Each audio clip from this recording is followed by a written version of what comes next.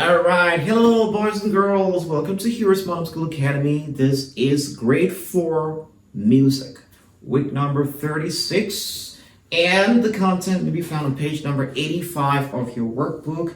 So if you've got your workbook over there, please turn to page 85. All right, so today is going to be about music theory part 6. We'll get a chance to review certain concepts that will help us in our journey of music. And today we're going to be talking about sharps, flats, and naturals. All right. So sometimes we see this symbol, like an ash symbol on certain notes. So for example, you see something like C, and then there's a little hash on top of it like that. Well, that's C sharp. And then some of the times you are going to see a symbol like a B as a superscript on another note. Well, that's called flat. That's a flat.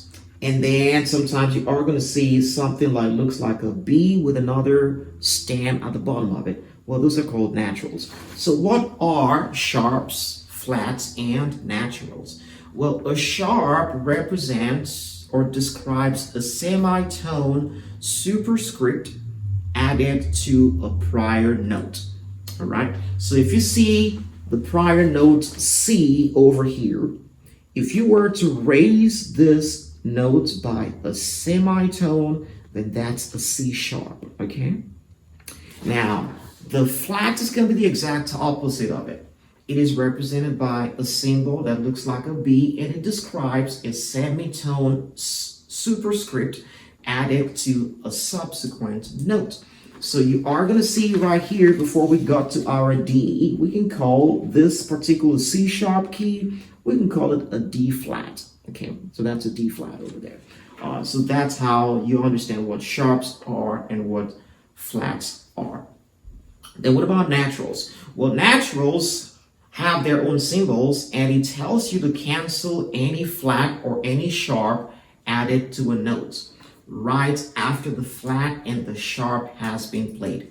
In other words, get back to the natural note that was previously flattened or sharpened. So sometimes you are going to see like a natural placed after a note. Well, that's telling you, well, after you've played the flattened or the sharpened part of this note, let's get back to its original natural notes. I guess that's the reason they call it naturals, all right?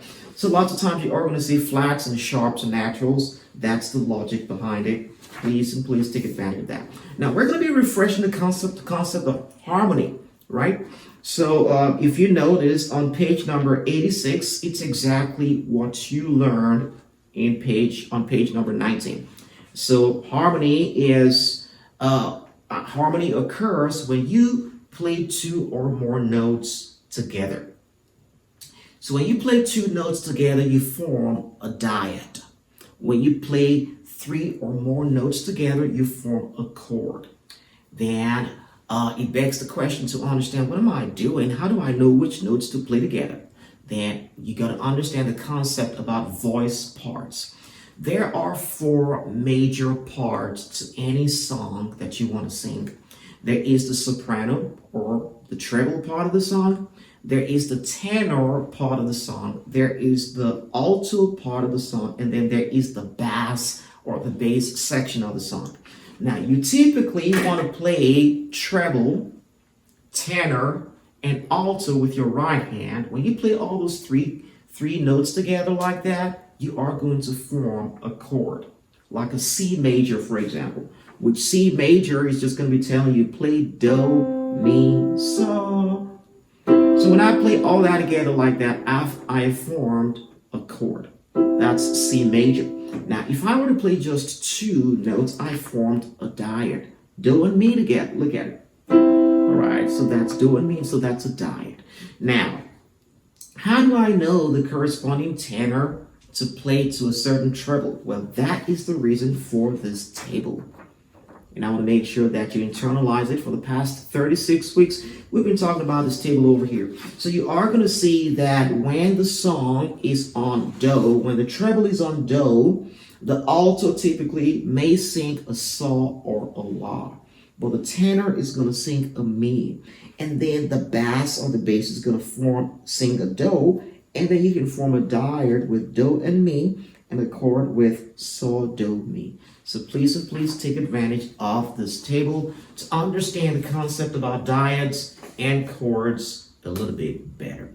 All right. So that's what I've got for you, boys and girls. I want to thank you for joining me today. Remember, God cares about you, and so do we.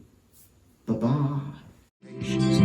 I'll be your hero's buddy, and as you study with Heroes Boy, I will be your friend. So don't you worry.